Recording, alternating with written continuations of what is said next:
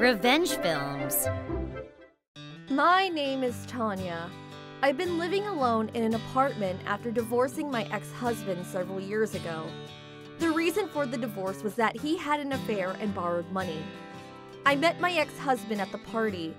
We still hadn't paid off our student loans when we got married. I think we shouldn't have kids until we pay off our loans. I agree. It was our mutual decision not to have kids in the beginning. Our marriage started well, but things changed after my father-in-law passed away. One day, my mother-in-law said, "It's been lonely after my husband passed away." So my husband suggested, Why don't you come live with us? You can stay in our guest room. honestly, I didn't want to live with my mother-in-law, but my mother-in-law agreed right away. "That's a good idea!" What? My husband and mother-in-law made the decision without asking for my opinion. My father-in-law was in his 70s when he passed away, and my mother-in-law was in her 50s. Is it normal to move into your son's newlywed home just because you're lonely? After they had decided, they finally remembered to ask me. You're okay with it, right? Oh, I guess, but... Then it's decided. Wonderful! Before I could say anything, it was already decided that she would be moving in with us. Are you kidding me? We did have a spare bedroom, but it was meant to be the nursery room for the baby. If my mother-in-law takes the room, we would have to look for a bigger house when we have a baby. Even though we postponed having a baby because of our debts, I've always wanted to have kids. So I had a complicated feeling about this. Things got even worse after my mother-in-law moved in. She started picking on me as soon as we started living together.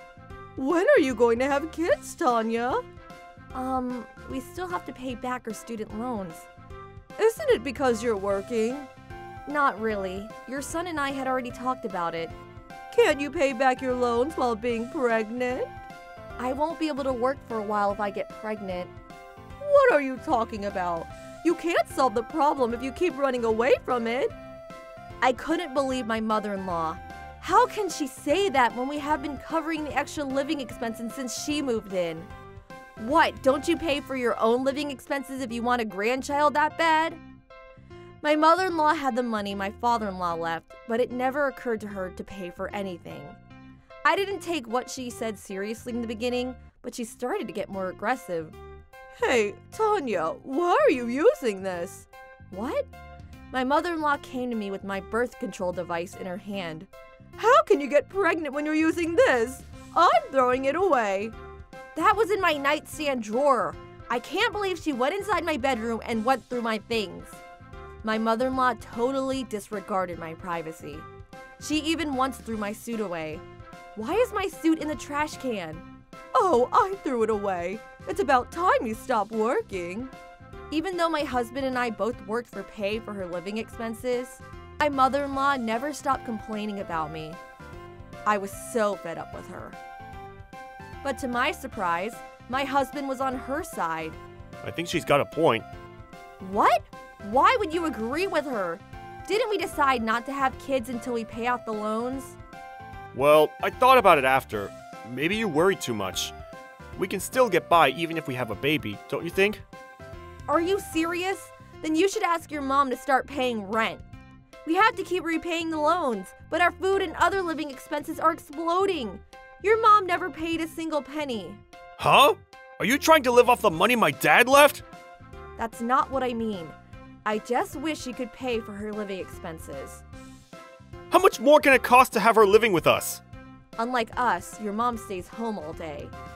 So the air conditioner is always on during the day. I'm not saying that she can't turn it on. All I'm asking is that she pays for those extra living expenses. I never thought you'd be such a stingy person. My husband kept siding with my mother-in-law and refused to change his opinion. We started having the same fights over and over. One day, we received a letter in the mailbox. Important notice? What? A loan payment notice of $30,000? The letter was for my husband. Hey, what is this? Why would someone send you a loan payment notice? Why did you open my letter? I needed money, so I borrowed it. You can't just take out a loan whenever you need money. It's for business purposes. My husband tried to make excuses, but he later confessed that he had spent all of it at strip clubs. No wonder he's been coming home late recently. I was already irritated by my mother-in-law, so I couldn't stand my stupid husband anymore. I decided to divorce him. After I told my brother what had happened, he introduced a lawyer and kept a private investigator to me. And then I discovered another shocking secret. Your husband didn't go to strip clubs. He's having an affair. Is he? The private investigator has just sent in the photos. Your husband went to a hotel with a woman. Here, take a look. The photo captured the moment of my husband entering the hotel with his lover. There were also photos from other days and other hotels. So I changed the reason for divorce to adultery and gave him the divorce papers. Let's divorce. I have evidence to prove that you've been having an affair. You lied. You'll have to pay me compensatory damages. He kept apologizing after hearing what I said. It'd be a joke to continue living with a cheating and lying husband and an irritating mother-in-law. So I turned a deaf ear to my husband and divorced him. I also asked for compensation. The apartment we were living in was under my name, so I kicked them both out. I never thought you'd be so cruel! What a heartless woman! They said. I smiled and replied, "Go live with your lover. Bring your mom with you too." I also moved out of the apartment later. A few months later, I got a phone call. Hello? This is the police. Your mother-in-law was involved in an assault case. What? But I've already divorced my ex-husband. Could you please come to the police station? I went to the police station, and the police officer explained to me what had happened. My ex-mother-in-law went to the apartment we used to live in hopes of getting me back with her son. But a different tenant was living in that apartment. When she saw him, she thought I had gotten with another man. I can't believe she's cheating on my son! Ah! She stabbed the man in that apartment with a knife she brought to threaten me with, so the police arrested her. After the police interrogated her, I got a phone call from my lawyer. I met with him and was told an unbelievable story. My ex-husband told the lawyer, My mother had no ill intentions. You and my ex-wife are to blame for what happened.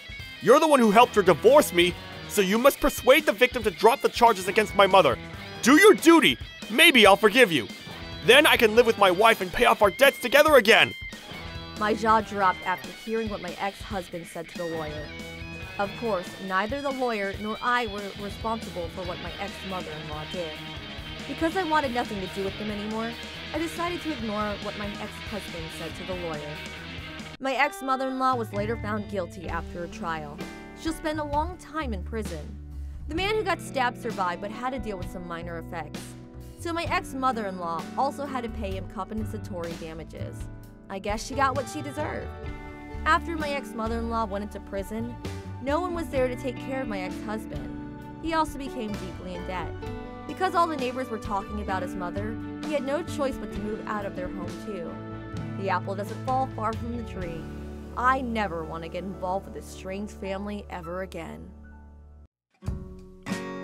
How was today's video? If you enjoyed it, please subscribe, like, and leave a comment. Stay tuned for more.